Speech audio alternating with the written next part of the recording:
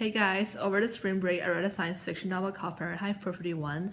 I know the title might make the book sound totally boring, but it's actually a very important fact on the premises of the story because it's the temperature at which paper burns. The author, Ray Bradbury, envisioned a futuristic society where books are banned by the government. In this world, a fireman's job is to burn books instead of putting out fire. Because the totalitarian government fears an independent thinking public, people can only get information from huge television screens in their homes. So the story is about a fireman called Montag who begins to question the nature of his task and rebels against the government after meeting a girl called Clarice. So the reason why books are banned is because the government wants everyone to be equal and content in order to rule them more efficiently.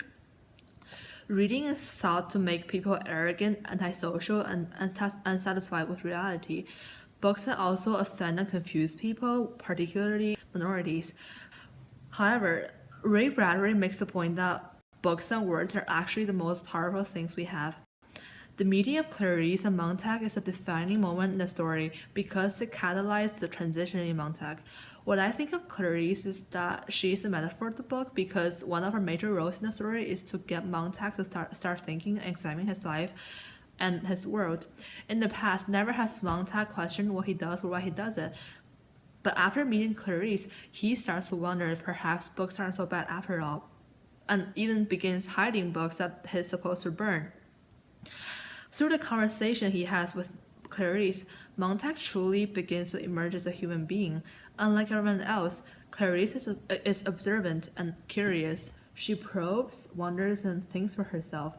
So the more Montag talks to Clarice, the more Montag feels unsatisfied with his life. For example, Montag has trouble getting along with his wife Mildred because she's consumed with media, TV, telephone plays, and etc. They don't even remember how they met each other. Montag realizes that he is very unhappy, especially with the disconnected ways of people in the society. No one really seemed to care for anyone else. So Clarice basically opens his eyes to the emptiness of his life. However, she's also dangerous to be associated with because she's the embodiment of everything the government tries to destroy. So this leads to a second point regarding the power of book because books also symbolizes danger. When Montag questions the government's motive in keeping everyone in ignorance, he goes to confront his boss Beatty. Beatty tells him that books are the most dangerous things. They corrupt people and arouse curiosity among them, which makes everyone question and think for themselves.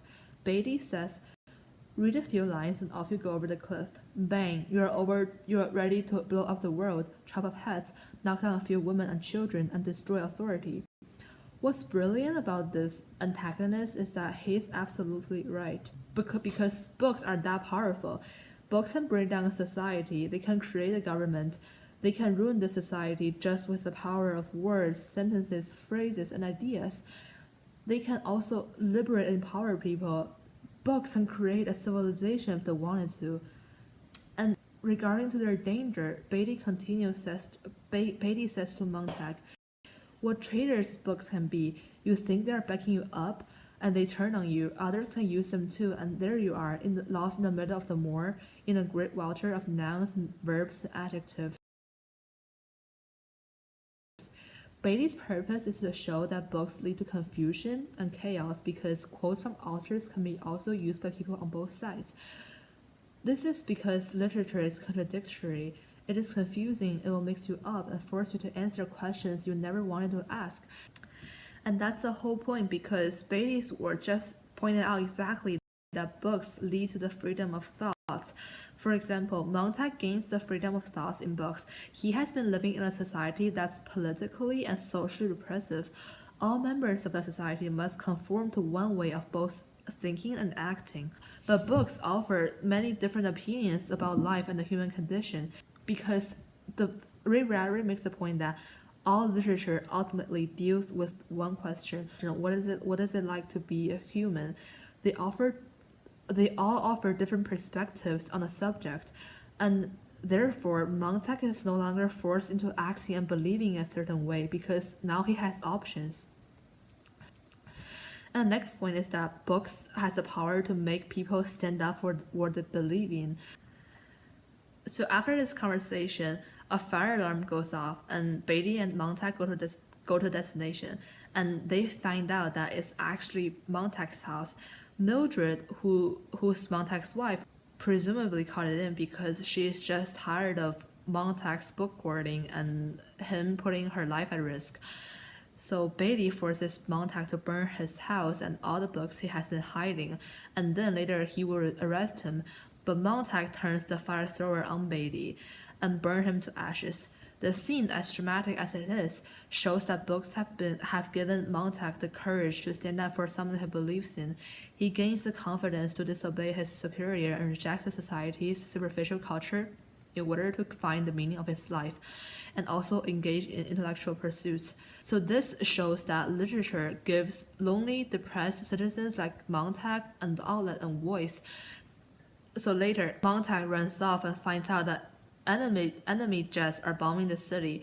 He managed to escape and find a group of society outcasts who were once intellectuals and memorized philosophy and literature that were banned by the government.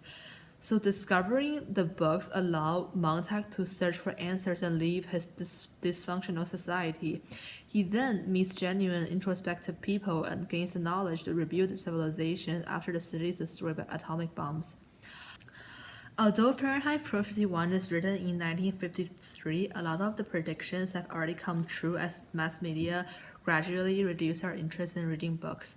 As technology advances, a lot of people, including myself, have become obsessed with mindless entertainment, like Snapchat, Netflix, and etc.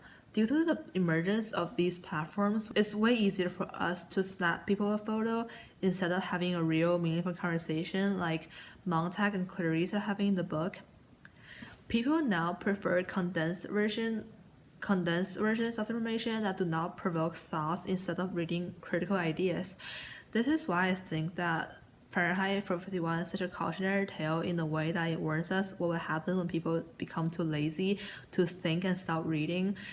In response to the societal changes in the 50s, the book also alludes to things like Nazi Germany with the book burning, is taking an aim at the anti-intellectualism of the McCarthy era, and even the potential of a nuclear war as evidenced by the dramatic depiction of the ending scene. However, Fahrenheit 451 presents a timeless message that if people are willing to fight for their right to read, the civilization will never disappear and will find hope no matter what.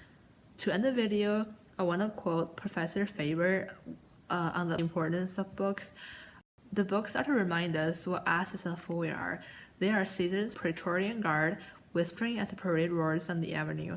Remember, Caesar, thou art mortal. Most of us can rush around, talking to everyone, not the cities of the world. We haven't time, money, or not many friends. The things you're looking for, Montag, are in the world, but the only way the average chap will ever see 99% of them is in a book. Don't ask for guarantees, and don't look to be safe in any one thing, person, machine, or library. Do your own bit of saving, and if you drown, at least die knowing you were headed for shore.